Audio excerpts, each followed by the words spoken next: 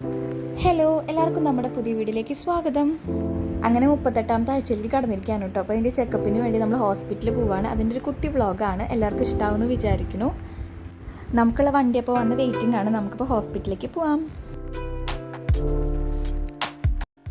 അപ്പോൾ 38ാമത്തെ ആഴ്ചയിലത്തെ വിശേഷം പറയുകയാണെന്നുണ്ടെങ്കിൽ എനിക്ക് ഇതുവരെയും പെയിനോ കാര്യങ്ങളോ ഒന്നും തന്നെ വന്നിട്ടില്ല കേട്ടോ. എൻ്റെ ഒരു ഫ്രണ്ടിനൊക്കെ 38ാമത്തെ ആഴ്ചയിലൊക്കെ കൺട്രാക്ഷൻസൊക്കെ വന്നിട്ട് ഒന്ന് ഹോസ്പിറ്റലിൽ പോകേണ്ടിയൊക്കെ വന്നിട്ടുണ്ടായിരുന്നു. എന്നിട്ട് ഒന്നും ആയിട്ടില്ല, എന്നിട്ട് തിരിച്ച് വീട്ടിലേക്ക് തന്നെ പോന്നിട്ടൊക്കെ ഉണ്ട്. മിക്കവർക്കും അങ്ങനെ ഉണ്ടാവാറുണ്ട്, പക്ഷേ എനിക്ക് ഒട്ടും തന്നെ വേദനയോ കാര്യങ്ങളൊന്നും വന്നിട്ടില്ല. അപ്പം ഇന്ന് അറിയാം നമുക്ക് ഡെലിവറി ഡേറ്റ് നമ്മൾ അഡ്മിഷൻ ആവേണ്ട ഡേറ്റ് എന്നാണെന്നുള്ളത് അറിയാം. അപ്പം അതിന് മുന്നേ ചിലപ്പോൾ പെയിൻ വരാണെന്നുണ്ടെങ്കിൽ നമുക്ക് അങ്ങനെ പോവാം. അല്ലാച്ചുണ്ടെങ്കിൽ അഡ്മിറ്റ് ആവേണ്ട ഡേറ്റ് ഇന്ന് ഡോക്ടറെ കണ്ടാൽ പറയും. പിന്നെ ഇന്ന് ഗ്രോത്ത് സ്കാനിങ് ഉണ്ടാവുമെന്നാണ് ഞാൻ വിചാരിച്ചത്. എനിക്ക് ഗ്രോത്ത് സ്കാനിങ് ഭയങ്കര ഇഷ്ടമാണ്. എന്താ വെച്ച് കഴിഞ്ഞാൽ നമ്മുടെ ഉണ്ണിയുടെ വെയിറ്റൊക്കെ അറിയാനായിട്ട് പറ്റുമല്ലോ. അപ്പോൾ അതുകൊണ്ട് പക്ഷേ ഇന്ന് ഗ്രോത്ത് സ്കാനിങ് ചെയ്തില്ല കേട്ടോ. അതിന് പകരം CTG മോണിറ്ററിംഗ് ആണ് ചെയ്യാൻ പറഞ്ഞത്. അപ്പം എൻ്റെ വിചാരം അത് ഹോസ്പിറ്റലിൽ നമ്മൾ അഡ്മിറ്റ് ആയതിനു ശേഷം ചെയ്യുന്ന ഒരു കാര്യമാണെന്നാണ്. പക്ഷേ അല്ല, കുഞ്ഞിൻ്റെ ആ ഒരു ഇനക്കും കാര്യങ്ങൾ, ഹാർട്ട് ബീറ്റും കാര്യങ്ങളും അതൊക്കെ അറിയാൻ വേണ്ടിയിട്ടാണ് അത് ചെയ്യണത്. അപ്പം ഗ്രോത്ത് സ്കാനിങ് ഉണ്ടായില്ല, അതുകൊണ്ട് ഇപ്രാവശ്യം എനിക്ക് കുഞ്ഞിൻ്റെ വെയിറ്റ് അറിയാനായിട്ട് പറ്റിയില്ല. അപ്പോൾ അതാ ഞങ്ങൾ ഹോസ്പിറ്റലിലെത്തി. സ്ക്രീനിങ് റൂമിൽ കയറി നമ്മുടെ വെയിറ്റൊക്കെ നോക്കി, പ്രഷർ നോക്കി, എല്ലാം നോക്കി. ഒക്കെ നോർമലാണ് കേട്ടോ, ഒന്നും കുഴപ്പമൊന്നുമില്ല. പ്രഷറും ഷുഗറൊക്കെ എനിക്ക് എപ്പോഴും നോർമൽ തന്നെയാണ്.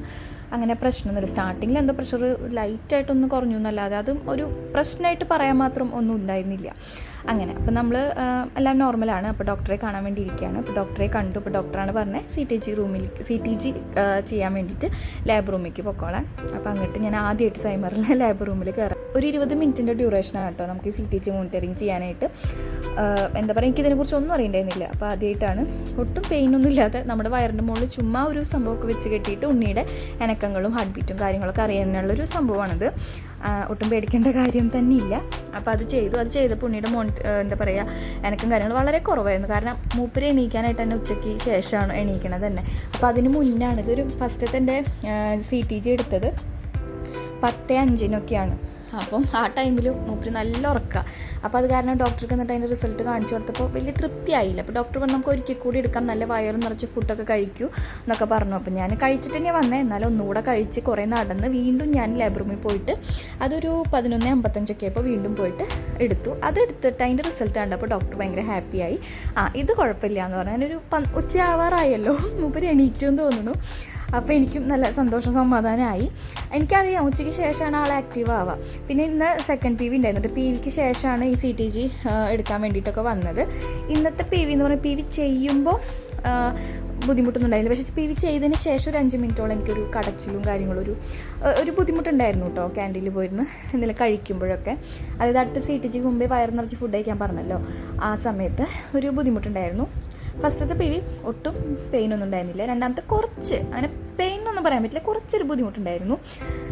എന്നാലും അങ്ങനെ പേടിക്കേണ്ട കാര്യമൊന്നുമില്ല കേട്ടോ. PV ഒക്കെ ആദ്യമായിട്ട് ചെയ്യാൻ പോകുന്നവരുണ്ടെങ്കിൽ ടെൻഷനൊന്നും അടിക്കേണ്ട. നമ്മൾ നല്ല രീതിക്ക് ഇങ്ങനെ തളർന്ന് ഇങ്ങനെ കിടന്നാൽ മതി. നമ്മൾ ബലം പിടിക്കുമ്പോഴാണ് നമുക്ക് വേദന എടുക്കുക. ഡോക്ടേഴ്സ് പറയും ആ സമയത്ത് തളർന്ന് കിടക്കുക, തളർത്തിടുക എന്നൊക്കെ പറയും. നമ്മളതൊന്നും അനുസരിച്ച് അതുപോലെ ഒന്ന് ചെയ്യാൻ ശ്രമിച്ച് നോക്കുക. പെട്ടെന്ന് തന്നെ പറ്റിയെന്ന് വരില്ല. എനിക്ക് കുഴപ്പമുണ്ടായിരുന്നില്ല. അപ്പം നമ്മൾ ബലം പിടിക്കുമ്പോൾ നമുക്ക് വെറുതെ വേദന എടുക്കും.